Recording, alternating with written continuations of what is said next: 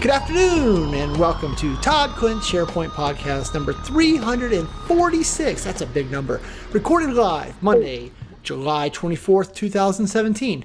I am your host, Shane Young, and if we're lucky or unlucky, kind of depends on your point of view, Todd is going to join us by phone. Todd, are you there? I am here by phone.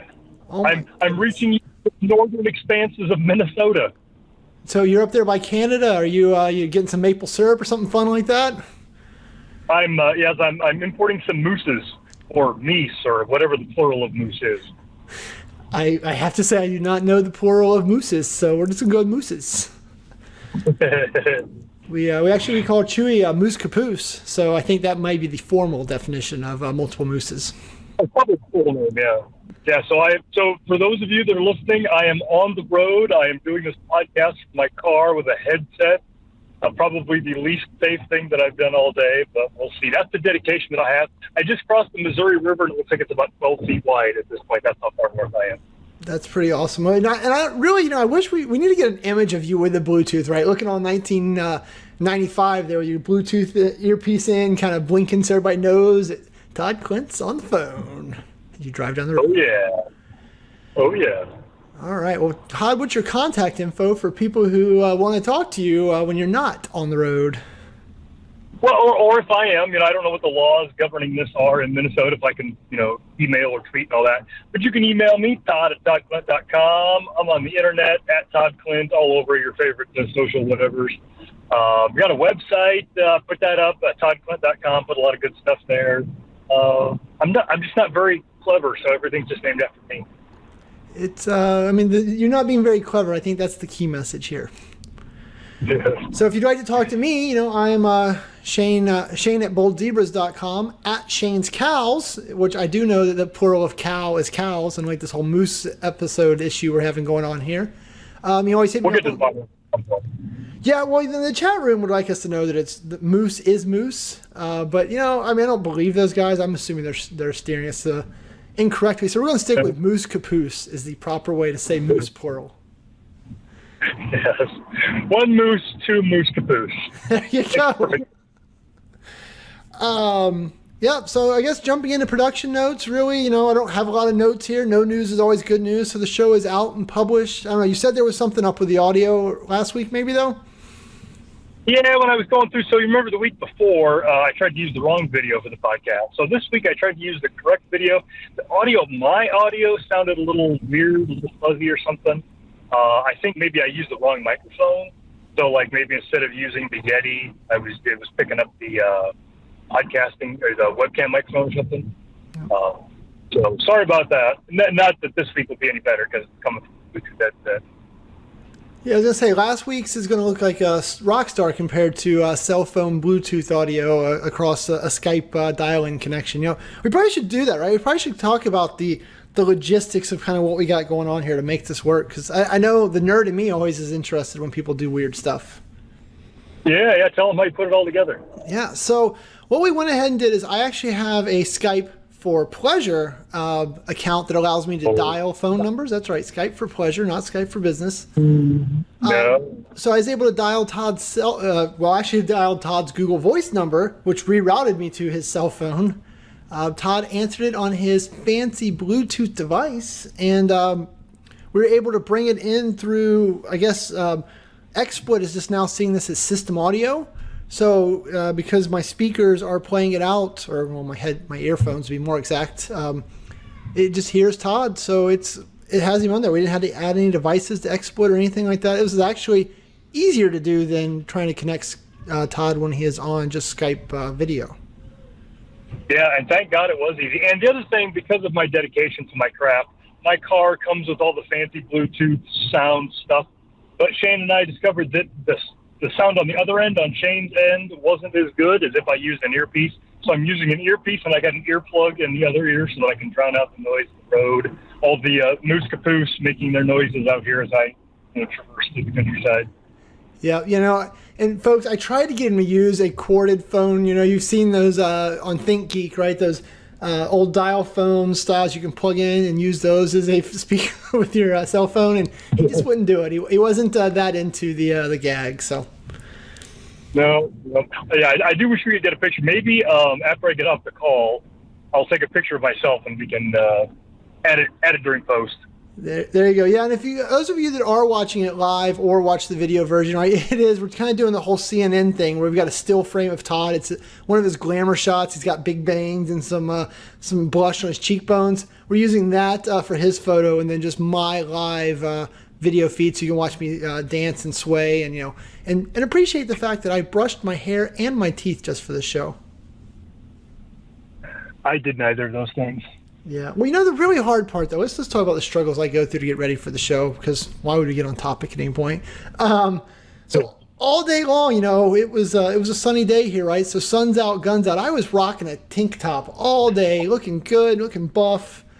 And I felt like I had to put on a shirt, a shirt with sleeves before we could do the show. So I didn't want to have any HR incidents, so I'm actually wearing a shirt with sleeves. And it kind of makes me sad. Yeah. It's too bad that guns out, pea shooters out doesn't rhyme like guns out, because that'd probably be more appropriate. Something that rhymes with, soda straw, pea shooter, something like that. I mean, I'd like to argue with you, but I got nothing. You're absolutely correct. Pea shooters would work a lot better. All right, so jumping into topics, I'd rearranged them, but I'm going to let you rearrange them because you haven't upset me yet. So you had a big announcement about a upcoming speaking engagement you'd like to share with the audience, so have at it. Yeah, so for the past few weeks, we've been being kind of cagey about Ignite when I talk about, the shameless self-promotion that comes at the end of every podcast. I've often heard that's the most looked forward to part of the podcast, the self-promotion at the end. But then when I delved in deeper, it wasn't because of the self-promotion part, it was because it was the end. That was apparently the part that people were looking forward to the most. Yep. Just the whole process being over. But we've been talking about Ignite, and I've been kind of cagey about, whether I was going to be there, what I was going to be doing, because I hadn't gotten any communication specifically from the Ignite folks saying you can tell them you're speaking at Ignite. And in the past, every conference is different, and we've done enough of these Ignite tech heads, whatever, that every time it's a little different. So I didn't want to say anything before I knew for sure it was okay to say it.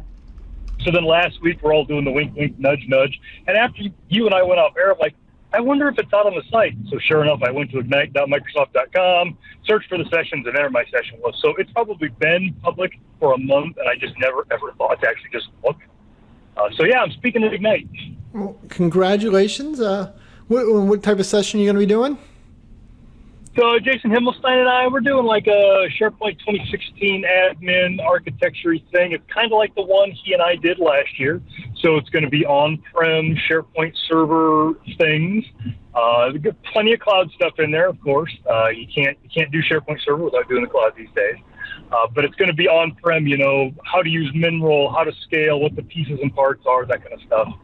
That's what we're going to be doing. And then also, when they did the call for content or whatever for Ignite this year, they also once again are doing the podcasting piece. They had the podcasting booth at the last couple of Ignites, and I'm going to be doing the podcast live from there. So whatever the Monday of Ignite is, I don't have a calendar in front of me, but whatever that day is, I will be doing this podcast live from Ignite in the fancy Ignite booth at Ignite in Orlando. Well, you know how to do a podcast from somewhere that doesn't have ghetto duct tape together equipment? I assume it'll be very uncomfortable and all that, yeah. Well, that's pretty awesome. Congratulations. I'm still waiting. I'm hoping my invitation is in the mail to go to Ignite so I can join you for the podcast. And I'd love to get on there and do some fun PowerShell-y patterns and practices stuff. So if any of you got any connections, hook me up. I'd love to do some sessions. But so far, that is all falling on deaf ears. Yeah, and so when I talked about the podcasting thing, I told them, I'm like, hey, I want to do, I do a weekly podcast. I'd love to do that from Ignite. But then I also want to do like a daily roundup or something, like every morning, do like a half an hour on here's what SharePoint folks or Office 365 folks care about. They don't know if that's going to happen. But I thought, hey, if I could do that, I could get that Yahoo Shane to come down.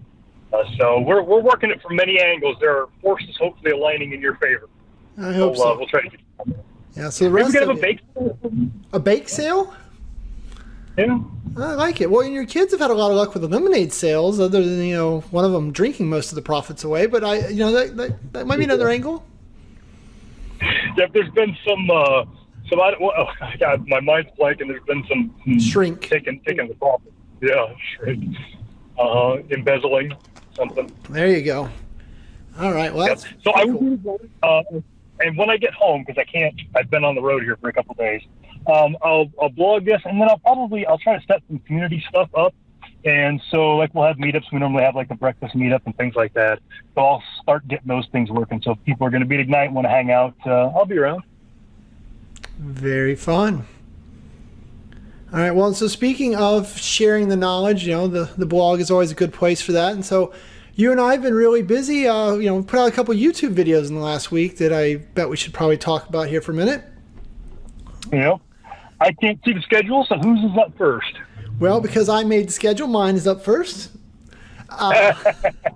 So with that, though, we kind of talked about it before, but it's actually done and published now. So Todd and I spent literally weeks, on working out how to move files or entire file shares with their metadata, right? So by metadata, we mean created by, the created date, the modified date. Take all of that stuff and push it to SharePoint Online using the patterns and practices PowerShell.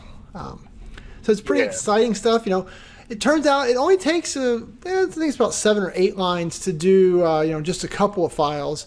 But then we sat down and we kind of worked out how to do an entire file share, with all the error checking, solving for large files, solving for bad file names, telling people what to do when things broke, creating logging and help and all that. And we ended up with over 400 lines of PowerShell in that module. And I was glad when we were done and put a stamp on that thing. Yeah, and I think we did a pretty good job, if I do say so myself, trying to account for every piece of thing. So when Shane dreamt this whole thing up, a month ago, he had a very specific scenario in mind, and then every time I would test his code, I would say to hell with this scenario, and I would do my own thing anyway. Yes. And so that helped us find a bunch of different errors because he and I had different assumptions. So yeah, it's a nice little work of art. I'm pretty proud of having had something to do with it. Yeah, it was, and it's crazy, right? So it is. It's I forget, 490 lines of PowerShell, something like that. We did code signing, so it is a proper function with in a proper module, so it's code signed.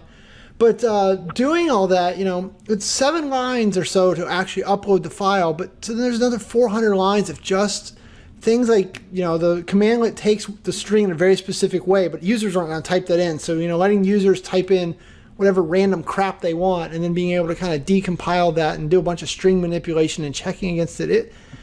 It was just maddening. And every time I send it to Todd to test, he would just be like, well, I know Shane planned on just doing file shares, but I'm going to type in this / crap and see what happens with that. And so sure enough, Shane had to sit down and go figure out how to solve that. And it was crazy. It was a fun ride, though.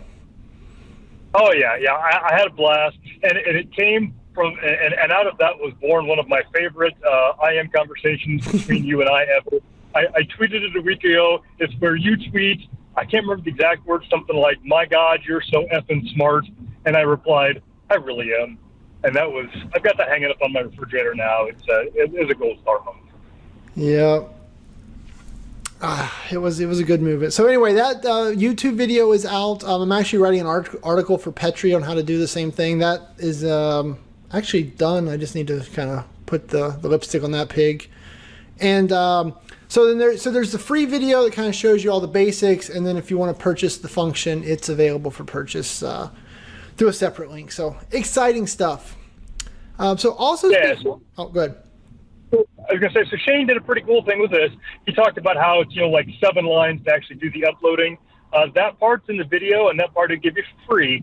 But if you actually want to use it in production and don't want to spend 40 hours like him and I did writing all the wrapper stuff so that it just works every time so you can schedule it and do whatever with it, that's the for pay part. So I thought that was a pretty good compromise. But we're giving the knowledge away. We're giving them how much they need. And then if somebody just doesn't have the time to fight it themselves, they don't have to. They can pay us. Yeah, and no one's left me any dirty comments on my front lawn or on my YouTube comments yet, so I don't think anybody's too mad about it. Not yet. Yeah. So speaking of videos, you also finally, after 6 months of promising to do a video, finally put the one out that we've been waiting on. So I want to talk about what you made. Yeah, so Shane's had a fair amount of luck with videos on YouTube. So this is something that has just shaken me to the core. Last week when Shane and I were talking about this, and Shane told me this specific piece of knowledge, it's like the world is broken. But sure enough, if you go out to YouTube, arguably the biggest, most authoritative place for videos on the internet, and you search for PowerShell, this huge thing has been out 10 years, and there's a bunch of really smart people. Microsoft puts out PowerShell videos and all this kind of stuff. If you go to YouTube right now and you search for the word PowerShell, one of Shane's videos is a #1 hit for PowerShell on YouTube. Oh, it feels good. It makes it, every time I think about it, like I get sick to my stomach, and it just makes me sick. So the world is broken, and you know, up is down, left is right, and all that. But it does go to show that there's a lot of value in YouTube videos and all that. So for a while now, I've been threatening to do kind of a series of videos on helping on-prem folks, on-prem SharePoint folks, get moved into the cloud. And so talking to Shane and kind of figuring out what he's had worked for him over the past year, I kind of decided to break it down into small, manageable chunks and, you know, work the process that way. And so the very first one of that was a very simple one, just how to add your company's domain, external-facing domain, so you have Picoso.com or whatever, to your Office 365 tenant. Super simple thing, but it is the foundation for all the other things that I want to do. So that was a good one to go out and just try to test with and do all that. Yeah, and I think that's, you know, a long overdue, right? So one of the things I had to fight Todd in this whole process, and if you guys were ever coming to me for advice how to get started in YouTube, right? Todd immediately wanted to make a video that was like, here's how to add a domain to Office 365, and here's the 7,022 complicated things that you can do in the process. And I really had to kind of get the ruler out and keep whapping on the knuckles like, Todd, this has just got to be simple. Yeah. So, you know, that was, I think that was kind of an important a piece of it, right? It's just, you got to start with the basics. He's going to do the later videos that'll be a little more complicated, but the basic, you know, the basis of your audience, they want to see just the most simple, mundane thing that you can't imagine any human being in the world doesn't want to know. They absolutely do. It's the same advice we used to give to people starting blogging, right? Just because you know it doesn't mean the rest of the world does. Yep, the curse of knowledge was strong with me through this whole process. And then the other part of it was, you know, making the video. I know how to do the thing that's in the video, and I know how to record the video, and I know how to produce the video and all that kind of stuff. But then, again, using, you know, last year of Shane's experience, figuring out, you know, the best thing to call it and how best to, you know, get eyeballs on YouTube and all that. So I'm working towards that. I haven't checked in 2 or 3 days. Last time I checked, it had like 50 views. So we're making progress. But that was another part of the process. If I'm going to keep putting these videos out, you know, you got to know how to do that. You got to know how to market. And having the knowledge out there isn't enough. People got to be able to find it. Yeah, and so that's where we looked at tools like TubeBuddy, right? So TubeBuddy sounds like a really weird website, but it's a great one for actually showing you what your YouTube channel doing, how your YouTube channel is performing, where the search rankings are. It can do suggestions. It has a lot of automation tools, and the simple package is free. I know some people that use the paid version, they love it even more, but even the simple free package does so much for you just to help you, as Todd said, market that great content that you create really well. Yeah. So my intention with that video is that it will be, the foundation. My next one will be how to sync your Active Directory with Azure Active Directory. All of the things that I've done so far, you can do in PowerShell, so I will do PowerShell versions of that. And then I will do, you know, like with the Active Directory sync bit, there's a bunch of advanced things that you can do, so I'll do those. But just kind of building out this whole suite, and then if somebody stumbles across one of them and they're not yet in that far into the process, but they want to know how to do it, they can step back to the earlier videos and kind of walk through it. That's my plan right now. Yep, and that works so well, right? You know, so I talked about today. I was writing the Petri article for the moving the file stuff, and I think in that article I referenced 5 other videos or 5 other articles, right? Because it's all about building that story. I'm like, hey, you want to go do this? Here's, you know, this substring thing, and I'm not going to stop this article to explain it to you, but here's a video that I've, you know, made that explains how to use substring, because those foundational pieces, they're just so nice to have in your toolbox because they all build on top of each other, and it gets you a lot of reuse out of your content. Yeah, and one thing that you and I talk about at conferences and all that is you and I have been doing like SharePoint Admin 101 for 10 years now. There's always new people. There's always people that are just getting dropped in. And one of the technologies I've been playing with a lot lately is Raspberry Pis. I've got like 7 of the damn things at home. And when I figure out what I want to do with them, I will do a search and I will find an article that has the solution to the problem that I have, but it makes assumptions that I don't understand yet. And so when I run across these articles, it's good when they have links to, the foundations of what they're doing, so that I can go back and do those things and then come back to the article that actually has the thing that I care about. So that's what we're trying to do here is no matter where you are in your journey, if you stumble across this video, you'll be able to track back to the very beginning and figure it out. Yeah, no, I had the same problem. So this PowerShell module that we released, right? So our friends at DigiCert gave me a code signing certificate for it, so I could actually package the module up, and I thought it was really kind of the guys at DigiCert to do that. But I had never code signed one with a real, actual, valid code signing certificate, right? It was unheard of. And looking on the internet, there's not a lot of articles that actually explain that, right? Because they assume that if you've spent all the money and have one of those, you would never need a simple step-by-step, here's how you use a fancy certificate versus, the articles that are like, here's how you use a ghetto certificate and things like that. So it's definitely a disconnect. Yeah. Yeah, and so you bring up a good point. The folks at DigiCert, I get all my certificates from them, and I really love they are like certificates for dummies. They've got like a tool that you can run that will add it to the Windows certificate store and add it to IIS and all those other things. So I love the snot out of the folks at DigiCert. That's DIGICERT, digicert.com. Very cool. Let's see. So speaking of learning, it looks like you're planning on taking some SharePoint exams, I assume. What you got going on there? Yeah, so we've got the Slack chat room open during the podcast right now, and people harass us and all those kind of things. But I have it open all the time. There's a few folks that are there all through the week. And Mark Chrisman is one of the regulars, and he posted a post here a few days ago about how he's taken some Office 365 exams.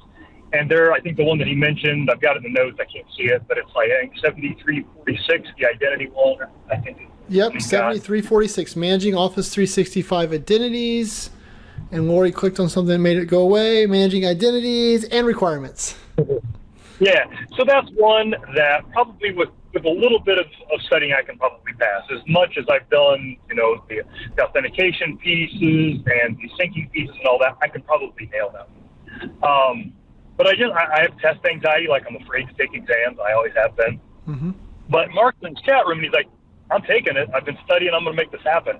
And I thought, this is the kind of accountability that I personally need to take this exam, is having somebody else. So I thought, Mark and I should start kind of maybe a little study group and, fire up a Google Hangout or something like that and just kind of talk about what resources we're using, that kind of stuff. So when I get home tomorrow or the next day, I'm probably going to hit Mark up and figure it out. But then we'll kind of make each other accountable, schedule that exam, make it happen.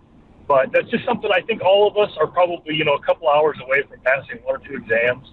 And the good news about that is nobody ever gets turned down for a job or a promotion because they have too many exams. Nobody ever hears, well, I'm going to give you that big promotion, Mr. Clint, but it says here you passed this Azure exam, so I'm afraid it's not going to happen. And the other thing is, every time I've ever taken an exam, no matter how well I knew that topic, I always learned something. I always picked up some, because, we get very focused on the piece of technology that we use, and we forget about the other pieces. And so that's one great thing with studying for exams, is just picking up all these little ancillary things that we've been able to ignore. So I'm going to do that. I'm going to put it out here on the internet. I need to pass that exam, maybe some other ones, and Mark's going to help me do it. Yeah, well, it sounds like some other people here in the chat room are saying, hey, they want to jump in too. So it sounds like this would be a great chance just to open it up to maybe all the listeners and be like, hey, we're going to create a user group or a study group for 7346. And if you want to join, we're going to meet once a week at, blah, blah, blah, and actually kind of build out a little group maybe. I think that's a great idea. I think that's what we should do. So for those of you in the chat room, again, I'm not anywhere near a computer and won't be for probably another day and a half. But do something, Shane, write him down or something, and I'll get this started with Mark. I'll start talking to him. We'll figure something out. We'll see how many people we can help get that exam passed here in the next month or so. Cool. And yeah, and if you're a listener, right, and you're interested in this, just you can tweet Todd right at Todd Clint or send him an email, Todd is a loser at toddclint.com, one of those type of things. And we'll definitely get it all hooked up. I think it'd be kind of a neat opportunity for you, everyone to kind of come together and learn and just make some more friends, right? Yeah, and if you go to toddclint.com/netcast, there's a bunch of crap on the page. It's an ugly, horrible page. But there's a link there for asking for a Slack channel invitation. I can't just open the Slack channel up. That's not how Slack works. But if you click that, you fill out a form, and I will add you, and then you can jump in here. I'm guessing this study group thing we set up will somehow revolve around Slack too. So go ahead and jump out there. We'll get you added. You can jump in these conversations as well. Pretty cool, other than the fact the world revolves around Slack, and I hate Slack, but that's a different story. No, it was tough. So I joined another startup. We won't get sidetracked on that right now, but they're like, hey, we do everything in Slack. I'm like, of course you do. Oh, another channel for Shane. Can't wait. Yep. 46, 47 channels. I don't even know. Slack calls me to ask how well their product scales, I think. Oh, I believe it. All right. Well, we're running out of time here, but I think one of the things I wanted to get in was you posted a link that I was going to post. You beat me to putting it in the OneNote, but Microsoft put out a new article on features that are removed or deprecated in Windows 10 Fall Creators Update. And I don't know how else to say it. The article made me really sad. Yeah. And so we haven't talked about Windows much on here lately. But we got a big update to Windows 10 here in the spring. It was called the Creators Update for whatever reason. And there were some things that they were going to put in that didn't make it. So Microsoft has announced there's going to be another big update to Windows 10 this fall called the Fall Creators Update, which is funny because very little of the world calls the third season of the year fall. They mostly call it autumn. But, anyway, so I was out on the internet looking at what's going to make it into this one, and in the deprecated, not removed, but deprecated column, MSPaint. How are we going to have an operating system without MSPaint? I've done some of my best work in MSPaint. Anybody who's seen my book to that? I mean, so many people have just said, their goal in life was to be an MSPaint MVP, and now it's gone. I mean, they are leaving us MSPaint with 3D or something, like there's a newer iteration, but it's not Paint. I mean, it doesn't count. So I'm distraught. And looking through the list, so Paint was gone. Outlook Express is removed, right? So it's not deprecated, it's removed, and it's listed as like non-functioning code. I guess they had their fill of a free version of Outlook. Yep. There was some of the trusted platform module stuff. Looks like a lot of that stuff is on the deprecated list, so that is not gone. But I guess the writing's on the wall. They're getting rid of that. Syskey, I think, was removed. So a lot of change. Probably not a lot of change that affects you guys, but man, everything I was reading through the list, I was like, I know that thing. I know that thing. So. Yeah. You and I have been doing this admin thing for 20 years now, and like every one of those things in there, I remember like when Syskey came out, that was encryption stuff and Outlook and all those things. I'm like, oh, I remember that. So it was kind of a walk down memory lane. Yeah. Yeah, I mean that's the best way to describe it. It's just a walk down memory lane. Yeah, absolutely. So that's something for you guys to go and read. So if any of your business processes revolve around MSPaint, consider yourself warned. Now is the time to start planning to update these business processes so they no longer revolve around MSPaint. Or update your resume. Yeah. So then you had a quick one in here. I think we can do quick about a SharePoint Search query tool on GitHub. Did you get a chance to use that, or just something you saw and you wanted to mention to the group? Well, that's our old favorite, the SharePoint search query tool, but it was on CodePlex and it was on, and so CodePlex is going away. Microsoft's shutting it down, and so I was just poking around and I saw that project has been moved from CodePlex to Git. So now you'll be able to get it on GitHub. And that's another one of those, again, there's always new viewers and listeners, that is just a great little tool if you're ever experiencing weirdness with SharePoint search results, and we're talking SharePoint on-prem, SharePoint Online, whatever. This is a tool, a standalone executable that lets you run queries against your SharePoint search and then get back just kind of the bowels of the results, the raw XML, and figure out what's going on. I could tell stories. I have told stories about the ways that it has helped me troubleshoot issues I've had with SharePoint. So I was really happy. I'd kind of forgotten about it. I've had to use it for a while. But I was really happy to see that that's moving forward, and that is on GitHub. So it will live on after CodePlex dies. Yeah, so it'd been so long I didn't even recognize that that was the same tool, but you're absolutely right. I have used that countless times in the past. The other neat feature it does have now, because a lot of times when you're like trying to build solutions, especially as devs, and you want to build like search query strings and stuff, so you can type in the things there and it'll spit back for you. Here's the query string, right? The get string or the post type of strings that you need to include in your code. Nice. So. Good, nice. So I thought that was good. Let's see, on the random thing here, you posted a link to Ready Player One trailer. I watched the trailer. I was fascinated by, in the 2 minutes and 30 seconds, I think there was 17 plugs for studios, directors, production companies. There wasn't a lot of movie in there, so I don't know. Maybe you can help me out on what that is.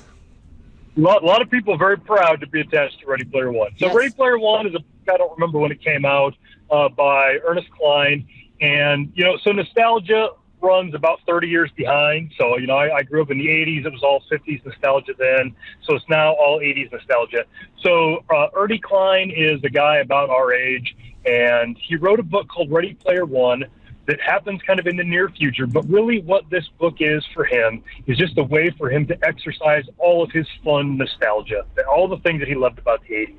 So the plot of this book is that a software developer, think on the lines of like Bill Gates, like a guy that wrote code but then became massively, insanely, comically rich. But he wrote, in the book, the character wrote a massive multiplayer, whatever the M-Mord thing is. But in this dystopian future, this game, the Oasis, everybody plays. Like you and I play it, our moms play it, everybody plays it. It's the escape from the crappy world that we live in. And in the book, the crappy world is Oklahoma City. In the movie, it looks like the crappy world is Columbus, Ohio. So yep. I thought that was kind of funny. So the guy that invented all this and made all this, he dies. That's kind of the thing, that the MacGuffin that sets off the book. And then when he dies, it kicks off this series of events inside of the game where there are prizes, and whoever figures out all these prizes, and of course every one of these quests is deeply rooted in 80s nostalgia, movies and songs and video games, they get like all of his money at the end. And so it's just, again, for a kid who grew up in that time, it is a great walk down memory lane. The book was a lot of fun, well written, and just references to all kinds of stuff. And so the movie is basically just that. If you go back and watch the trailer and just try to pick out all the things, Atari logos and all the things like that. So for folks in their 40s, it's just going to be a really fun movie to watch. Hopefully, they do it right. Yeah, and I did pick up, like, Freddy Krueger was, I think, in one of the scenes and that type of stuff. So yeah, I definitely saw there were some faces and silhouettes. I recognize that. Hopefully the Fresh Prince of Bel-Air or something's in there, something sweet like that. Yeah, so you will be beating over the head with it. I thought the trailer, at least the one that I linked here, does a terrible job of telling you what the movie's about. They don't tell you about the quest thing. But, basically it's just, Steven Spielberg making sure his name shows up as many times as possible. But if you haven't read the book, Ready Player One, super easy read. It's not going to challenge your mind at all. It's going to be really fun. You're going to enjoy the story. You're going to recognize a lot of things. And then the movie comes out next year.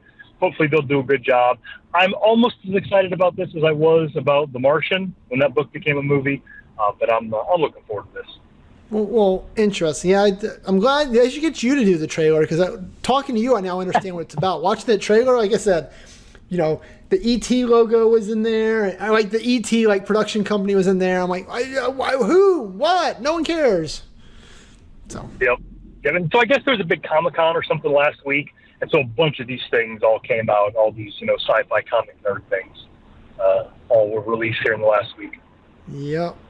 So speaking of a strange utopian future, I ran across a article right before the show started, actually, and it's about a company who is offering to install microchips in their employees. So they're a young company, and I think about 50 employees, and so they're putting RFID tags, if you will, but embedding it in your hand, I guess in the kind of that webbing spot between your forefinger and your thumb.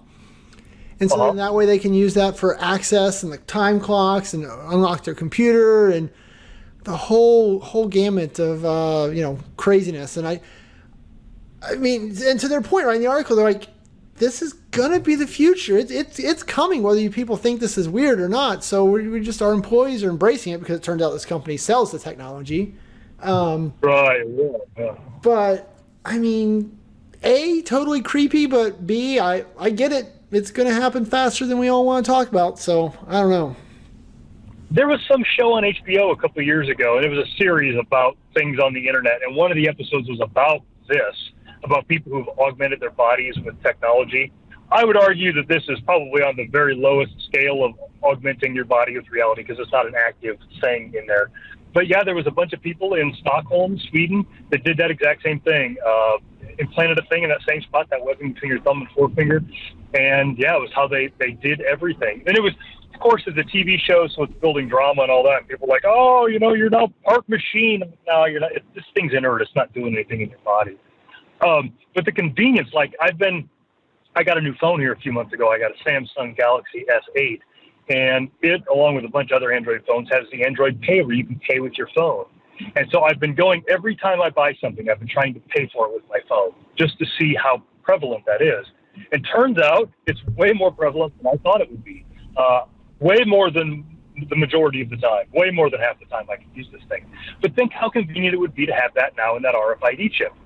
So you never have to worry about forgetting your wallet or losing your credit card or whatever. If you've got your thumb and your forefinger and the connecting tissue between them, you can just pay for things as a follower. Log into your work, all that kind of stuff. How convenient would that be?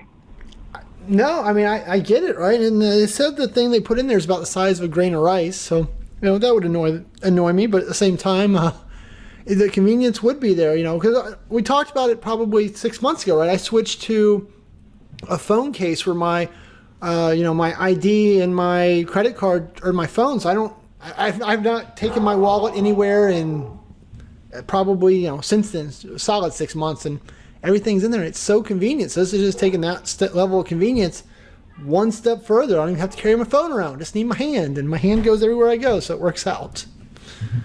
Yeah. And I don't know if you have chipped your dogs. Have you done that? Chipped your pets any? Yes. Yeah. Chewy, the barking dog you just heard, has been chipped. Yeah. So we've done it with our last two cats, and it's absolutely worked. One of our cats was able to get out, and I got a call from kitty jail saying they found him, and sure enough, they knew that spot. In the nape of his neck there is where they put those little things, same thing, about the size of a grain of rice. They scanned it, got my phone number, had to go bail him out of kitty jail. So, they've been working on this technology for a long time. Did they fine you for your kitty? Did you have to pay to get your kitty back? So he may have gotten out more than once, and I can't remember if they fined us for all of them or if it's like the second time. If you get the first one free, I don't remember. But yeah, it's like the walk of shame. I walk in and I'm like, it's like bailing your kid out of jail. That one over there is mine. What did you do this time? Is it Snoopy or which one is it? It was before that. It was a cat Spike that we had. So, yep. So if you remember when you and I were teaching a class down in San Antonio and I got pulled out of the classroom. Okay. One of our cats needed to be put down. That was him. That was the one. Oh, yes. Oh, I do remember that day. Yes. It was no good, but yes. Yeah. So, and so we've had all of them chipped since then because, cats get out and all that. Well, yeah. So, yep, it'll be no time. Yeah, we shouldn't have chipped Chewy. He's too lazy to run away. He needs air conditioning. So if he runs away, it'll be during a blizzard because they'll be like, oh, thank God, it's finally cold enough outside. Summertime, that dog's like, I'm not going outside without you guys. Right, we're running up on the end here. Maybe we'll save the other thing, the thing I bought on Saturday. We'll save that for next week, maybe. Okay, all right. Just because we're up out of time, so. Yeah. So shameless promotions. We've got the PowerShell training class coming up here in a couple weeks in August. You can sign up for that online. That is 90 minutes with Todd or 90 minutes with me talking about, everything from beginning PowerShell to kind of that next tier of, okay, now let's understand scripting a little more. Let's understand what we can do with AD, trying to kind of paint that picture. So those of you that hear us talk about PowerShell all the time, you're still scared of it. But you're in the majority, right? I mean, we Todd and I talk about PowerShell like everyone does it and it's just the thing. But in reality, it's such a low percentage of people that have adopted it. So we got some classes to help you get started there if you are interested in signing up in those. Todd will also be in Stockholm in September 6th to the 9th to do the SharePoint Exchange Forum. What are you going to talk about there?